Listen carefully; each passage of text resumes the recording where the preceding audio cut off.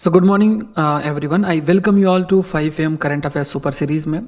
आज 6 फेब है। डिस्कस करते हैं आज के जो इंपॉर्टेंट टॉपिक्स हैं। So this session is presented by me. My name is Saurabh Pandey. आप अनअकैडमी में मुझसे जुड़ सकते हैं। इंडिया के टॉप 80+ एजुकेटर्स से जुड़ सकते हैं। करंट अफेयर्स के लिए आप मुझसे जुड़ सकते हैं। दूसरे भी जो सब्जेक्ट आपको पढ़ने होते हैं उनके भी आपके क्लासेस हैं, मतलब लाइव क्लासेस होती हैं। रिकॉर्डेड क्लासेस भी आप देख सकते हैं। अगर कोई क्लास मिस हो जाती है, टेस्ट सीरीज़ है, प्रीलिम्स की, मेंस की टेस्ट सीरीज़ है। बैच कोर्सेज भी हैं आपके, कई सारे बैच कोर्सेज 2022 और 2023 एनसीईआरटी से रिलेटेड बैच कोर्सेज, प्रीलिम्स के लिए आपका जो बैच कोर्सेज है। तो ये जितने भी कोर्सेज आपके आते हैं तो इनको आपको सेपरेटली नहीं करना है। आपको करना क्या है, ड्यूरेशन बेस्ड सब्सक्रिप्शन लेना है 1 ईयर या 2 ईयर्स का। इसका मतलब ये हुआ कि जब आप 1 साल या 2 साल का सब्सक्रिप्शन लेते हैं तो जितने भी कोर्सेज इंक्लूडिंग माई कोर्सेज, दूसरे एजुकेटर्स के कोर्सेज या फिर जो बैच कोर्सेज हैं जितने भी आएंगे सब आप एक्सेस कर सकते हैं। सो करना क्या है, unacademy.com में जाना है, अनअकैडमी लर्निंग ऐप या फिर अनअकैडमी लर्निंग ऐप डाउनलोड करना है। यूपीएससी सीएससी आपको सेलेक्ट करना है। इस कोड को आप याद रखो, SPLIVE कोड इस्तेमाल करोगे, जो अमाउंट आप देख रहे हो दैट विल रिड्यूस बाय 10%। ये अमाउंट अब अभी अगर आप कोड इस्तेमाल करते हो 1 महीने तक, मतलब तो आपको 10% का डिस्काउंट होगा। इसके बाद ये रिड्यूस हो जाएगा by 5%। So if you are planning to join और if you are planning to prepare for UPSC तो अभी आपके पास मौका है, you can be a part और एक प्लान प्रिपरेशन आप कर सकते हैं। अनअकैडमी कॉम्बैट का भी आप हिस्सा बन सकते हैं। 7 फरवरी को है ये, 11 AM को। शुरू करते हैं। What is Tucana 2 recently news में था और यहाँ पे discovery of star shades new light on dark matter and galactic cannibalism. तो गार्डियन में न्यूज़ आपकी पब्लिश हुई है और इस पे आपको ध्यान में रखना है। What is Tucana 2 in news recently. Space mission है, गैलेक्सी है या प्लैनेट है या फिर ये एस्टेरॉयड है। सो हाल में ही जो रिसर्च हुई है उसके अकॉर्डिंग अगर देखा जाए, टुकाना 2 एक ड्वार्फ गैलेक्सी है, छोटी गैलेक्सी है। We can call it as dwarf galaxy. ये एक ड्वार्फ गैलेक्सी है और ये लगभग 1,63,000 लाइट ईयर्स इतना दूर है। ये इतना दूर है अर्थ से। फ्रॉम अर्थ इसकी जो दूरी है वो है 1,63,000 लाइट ईयर फ्रॉम अर्थ। और ये माना जाता है कि ये टुकाना 2 बेसिकली रेमिनेंट है जो अर्लीस्ट गैलेक्सीज फॉर्म हुई थी। पहले जो मतलब इनिशियल फेज में जो गैलेक्सीज फॉर्म हुई थी यूनिवर्स में, उसी का ये एक रेमिनेंट है, बचा पार्ट है। इसमें ऑलरेडी बहुत सारे जो एंशियंट स्टार्स हैं, बहुत पुराने जो स्टार्स हैं, including some with a very low metal content, उनको आइडेंटिफाई किया गया है। रिसर्चर्स का मानना है कि they have discovered a handful of stars far from the centre of Tucana 2। बहुत सारे अगर टुकाना 2 जो कि एक गैलेक्सी है, उसके आसपास बहुत सारे जो स्टार्स हैं उनको डिस्कवर आपका किया गया है। तो आपको याद रखना है कि टुकाना 2 रिसेंटली न्यूज़ में है। तो ये क्या है? It is a galaxy. Next देखते हैं। The 16th edition of joint military exercise Yudh Abhyas will be held in Rajasthan between February 8 और 21 में होगा। बिटवीन विच कंट्री, किन कंट्रीज़ के बीच में ये जो आपका युद्ध अभ्यास है, ये युद्ध अभ्यास आपका होगा। तो 16th एडिशन है और इंडो US के बीच ये आपका जो 16th एडिशन का जॉइंट मिलिट्री एक्सरसाइज है ये होगा। तो याद रखना है, मतलब इंडिया और USA के बीच में ये आपका होगा। राजस्थान में होगा। राजस्थान इंपॉर्टेंट भी हो जाता है क्योंकि पास में ही पाकिस्तान का बॉर्डर है। Exercise near the India Pakistan border aims at enhancing cooperation को इन्हेंस करना और दोनों आर्मी के बीच में एक कोऑपरेशन इंक्रीज करना, फोकस करना काउंटर टेररिज्म के ऊपर, operations under United nation mandates. कई सारे जो ड्रिल्स आपके किए गए हैं वो ड्रिल्स हेल्प करेंगे अगर कोई भी ऐसा काउंटर टेररिज्म ऑपरेशन करना है तो दोनों के बीच में एक कोऑर्डिनेशन भी इस्टेब्लिश हो सकता है। तो वी कैन से कि इस तरीके की जो जॉइंट मिलिट्री एक्सरसाइज है ये डिफेंस कोऑपरेशन को भी दोनों देशों का जो डिफेंस कोऑपरेशन है वो डिफेंस कोऑपरेशन भी दोनों देशों का इम्प्रूव होगा बिटवीन बोथ आर्मीज़। और इससे जो बायलैटरल रिलेशंस हैं दोनों देशों के बीच में वो भी इम्प्रूव होगा। खास तौर से आज के समय में जो इंडो पैसिफिक रीजन है, इंडो पैसिफिक रीजन में जहाँ पे चाइना अपने एग्रेशन को शो करने की कोशिश कर रहा है, जिसमें इंडियन ओशन रीजन और सेंट्रल पैसिफिक ओशियन तक का आपका इलाका इंक्लूडेड है। So Indian ocean till central Pacific ocean तक का जो इलाका है जिसे हम इंडो पैसिफिक कहते हैं, उस जगह पे अपने प्रेजेंस को इंक्रीज करने के लिए यूएसए और इंडिया के बीच का ये जो एक कोऑर्डिनेशन कोऑपरेशन है, ये इंडिया के लिए काफ़ी ज़्यादा हेल्पफुल होगा। चाइना को खास तौर से अगर आप काउंटर करना चाह रहे हो इंडो पैसिफिक रीजन में, तो ये काफ़ी हेल्पफुल हो सकता है। इस टाइप की एक्सरसाइज एक मैसेज भी चाइना को सेंड कर सकती हैं कि उसे अपने एग्रेशन को रोकने की ज़रूरत है, अदरवाइज जो देश हैं वो कोऑपरेट और कोऑर्डिनेट करके चाइना को काउंटर करने के लिए तैयार हैं। तो हिंदुस्तान टाइम्स में ये आपकी न्यूज़ आई है, इस पर बेस्ड है। Consider the following statements about Kali valley wetland. Kali valley wetland भी है, आपको याद रखना है। So largest brackish water lake है साउथ इंडिया में। One of the major wetland है कोरोमंडल कोस्ट में, और the lake is connected to the Bay of Bengal by Uppukalli creek and इडियान थी 2 सेंचुरी। इंपॉर्टेंट है, याद रखना है। यहाँ पे काली वैली वेटलैंड की अगर बात की जाए, so in a major push to declare Kali valley wetland the second largest brackish water lake है साउथ इंडिया में आफ्टर पुलिकट के बाद ये second largest brackish water lake है, मतलब सॉल्टी लेक है, फ्रेश वाटर लेक नहीं है। समुद्र के पानी जो है एक जगह जब इकट्ठा हो जाएगा तो ये लेक का इस टाइप का फॉर्मेशन है। तो लार्जेस्ट ब्रैकिश वाटर लेक है साउथ इंडिया में। ये आपको ध्यान में रखना है। ये एक बर्ड सेंचुरी के रूप में है, और first declaration under wild life protection act 1972।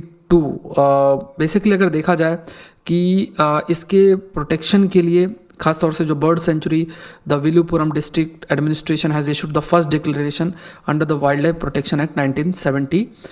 तो इसका लोकेशन अगर देखा जाए तो लोकेशन अगेन आपको मतलब ध्यान में रखना है, क्योंकि प्रश्न यहाँ पे अगर if you see the question that can be asked, तो यहाँ पे ये याद रखना है कि ये जहाँ पे यहाँ लिखा हुआ है ये लार्जेस्ट ब्रैकिश वाटर लेक है, तो ये लार्जेस्ट ब्रैकिश वाटर लेक नहीं है, second largest brackish water lake है जो कि साउथ इंडिया में आफ्टर पुलिकट।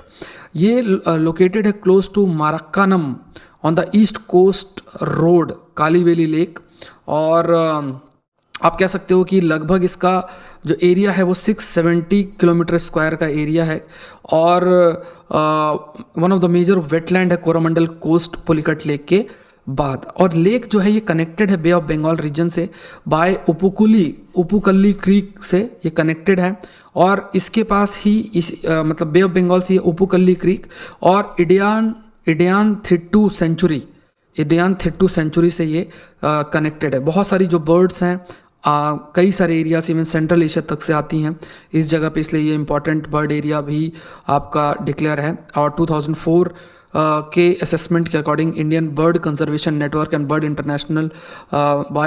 लाइफ इंटरनेशनल काली valley supports more than 20,000 birds every year. तो इसलिए ये काफ़ी इंपॉर्टेंट आपके हो जाता है। कई सारी जो बर्ड्स अगर हैं देखा जाए, जैसे black tailed godwits, Eurasian curlew, white stork, ruff dunlin, अलग अलग ये बर्ड्स हैं जो कि यहाँ पे आती हैं। तो इसलिए थोड़ा सा आपको याद रखना है काली वैली वेटलैंड के बारे में, जो यहाँ पे आंसर होगा, क्योंकि लार्जेस्ट ब्रैकिश वाटर लेक नहीं है, पुलिकट सबसे लार्जेस्ट है और सेकेंड लार्जेस्ट है ये। तो आंसर जो आपका होगा that is D 2 and 3। Hindu में आपका ये आर्टिकल भी आया था, move to declare Kali valley wetland a sanctuary. इसके लिए स्टेप लिया जा रहा है कि इसको एक सेंचुरी के रूप में डिक्लेयर किया जाए का वैली वेटलैंड को। Next, consider the following statement about economist intelligence unit. EIU का जो आपका डेमोक्रेसी इंडेक्स है उस पर बेस्ड एक क्वेश्चन है। India slipped 2 places to 53rd position in 2020 democracy index global ranking. New Zealand topped the Economist Intelligence Unit latest democracy index report. Out of 167 countries, democracy index classifies 23 countries as full democracy. तो यहाँ पे आपको ध्यान में रखना है कि इस इकोनॉमिस्ट इंटेलिजेंस जो ये यूनिट है EIU, इसका जो डेमोक्रेसी इंडेक्स है, इस डेमोक्रेसी इंडेक्स में जो जिसने टॉप किया है वो टॉप किया है, इसमें न्यूजीलैंड लिखा है बट जिसने टॉप किया है वो है नॉर्वे ने टॉप किया है। इंडिया 2 places नीचे गया, 253rd पोजीशन। इंडिया की पोजीशनिंग आपको याद रखना है। 167 कंट्रीज़ की बात की जाए तो the democracy index classifies 23 countries as full democracy. 23 देश हैं जिन्हें फुल डेमोक्रेसी के रूप में क्लासीफाई आपका किया गया है। तो इकोनॉमिस्ट इंटेलिजेंस यूनिट ये डेमोक्रेसी इंडेक्स आपका पब्लिश करता है। तो जो आंसर आपका होगा इसमें वो है 1 and 3। क्योंकि सेकंड स्टेटमेंट गलत है, नॉर्वे ने टॉप किया है। तो इंडिया टुडे में न्यूज़ आई थी, consider the following statement about fishing cat. Recently आपकी न्यूज़ में थी फिशिंग कैट।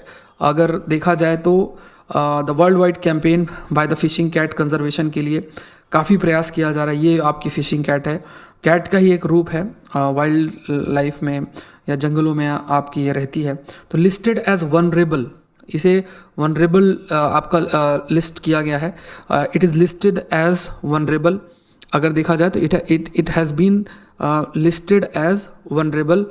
तो ये पॉइंट आपको ध्यान में रखना है कि it has been listed as vulnerable on international union for conservation of natures, जो रेड लिस्ट है उसके अंदर इसे वनरेबल के रूप में कंसिडर किया गया है। They have a patchy distribution along the Western Ghats, they bound in estuarine flood plains व tidal mangrove forest and also inland fresh water habitat. इनका जो देखा जाए तो ये मेजर हैबिटेट्स हैं, चाहे वो फ्लड प्लेन्स हो, टाइडल मैनग्रोव्स हों जो पेड़ आपके कोस्टल इलाके में होते हैं, या फिर फ्रेश वाटर हैबिटेट हो। तो करेक्ट आपको इसमें बताना है कि इसमें से करेक्ट कौन सा स्टेटमेंट है। So they have a patchy distribution along the Eastern घाट, मतलब कहीं कहीं पे एक एक जगह पे ये काफ़ी ज़्यादा लोकेटेड है, पैची डिस्ट्रीब्यूशन है अलॉन्ग द ईस्टर्न घाट। ये वनरेबल है IUCN की लिस्ट में, ये भी ध्यान में रखना है। कई सारे फैक्टर्स है जिस वजह से इनका जो हैबिटेट है वो हैबिटेट का लॉस हो रहा है, और उस हैबिटेट के लॉस की वजह से बहुत सारी जो ये फिशिंग कैट्स हैं उनके नंबर्स भी आपके रिड्यूस हो रहे हैं। तो यहाँ पे हाईली इल्यूसिव फिशिंग कैट है, लेसर नोन फेलिन स्पीसीज, हम इसे कहते हैं फेलिन स्पीसीज। इसका जो हैबिटेट है वो हैबिटेट के लॉस की वजह से वी कैन से इसके नंबर रिड्यूस हो रहे हैं। They bound in estuary flood plain, आपको ये ध्यान में रखना है, टाइडल मैनग्रोव्स। और apart from Sundarban in West Bengal and Bangladesh, fishing cat आपका चिलिका लैगून में भी पाई जाती है। जो चिलिका लैगून है वहाँ भी ये आपके प्रेजेंट है। सराउंडिंग वेटलैंड इन उड़ीसा, कोरिंगा कृष्णा मैनग्रोव आंध्र प्रदेश, यहाँ भी ये आपका है। इवन जो inland fresh water riverine habitat है श्रीकाकुलम, वहाँ भी ये आपका मिलती है। तो मतलब ये कुछ फैक्ट्स आपको याद रखने हैं। तो यहाँ पे जो आपका आंसर होगा that is 1 and 3। The answer is 1 and 3। Next is consider the following statement about vaccine passport. ये भी एक इम्पॉर्टेंट है। It is an e vaccination certificate to cross border. Vaccine passport की बात अगर की जाए, e vaccination certificate to cross borders. The recommendations for a vaccine passport comes from World Health Organization. It will function as an extra passport that people can carry on their mobile devices. मतलब आपने vaccine ली है तो ये एक proof रहेगा कि आपने vaccine ली है। और इससे क्या है कि जैसे टूरिज़्म को भी प्रमोट किया जा सके, क्योंकि मेनली टूरिज़्म अफेक्ट इसलिए हुआ है कि लोग कैरियर के रूप में आ सकते हैं, डिजीज़ को स्प्रेड कर सकते हैं। तो उस चीज़ को रोकने के लिए वी कैन से ये वैक्सीन पासपोर्ट इंपॉर्टेंट है कि आपने वैक्सीन लगा रखी है, आपके पास पूरा प्रूफ है और आप फिर घूम सकते हो। इससे टूरिज़्म भी काफ़ी इम्प्रूव हो सकता है। तो recommendation for vaccine passport comes from global tourism crisis committee के द्वारा ये रिकमेंडेशंस भी आपके आए हैं। तो यहाँ पे आपको ध्यान में रखना है कि the recommendation for vaccine passport comes from WHO जो लिखा है ये गलत है, ये ग्लोबल टूरिज्म क्राइसिस कमेटी ने इसको रिकमेंड किया। सो जो आंसर आपका होगा दैट इज़ 1 and 3। ये इंडियन एक्सप्रेस में है। Explain the vaccine passport that Denmark is going to launch. Consider the following statement about square kilometre array observation SKAO. SKAO is a new intergovernmental organization dedicated to radio astronomy. Mainly जैसे जो radio waves हैं उनको observe करना, जो कई universe में सेलेंशियल bodies हैं उनसे जो या यूनिवर्स से जो रेडियो फ्रिक्वेंसी आती है उनको जो टेलीस्कोप है या ऐसे ऑब्जर्वेटरीज हैं वो डिटेक्ट करना और उस पर बेस्ड अपने डेटा गैदर करना, और डेटा गैदर करते हुए वी कैन से जो भी कंक्लूजन है वो करना। तो SKAO is new intergovernmental organisation जो डेडिकेटेड है रेडियो फ्रिक्वेंसी के लिए।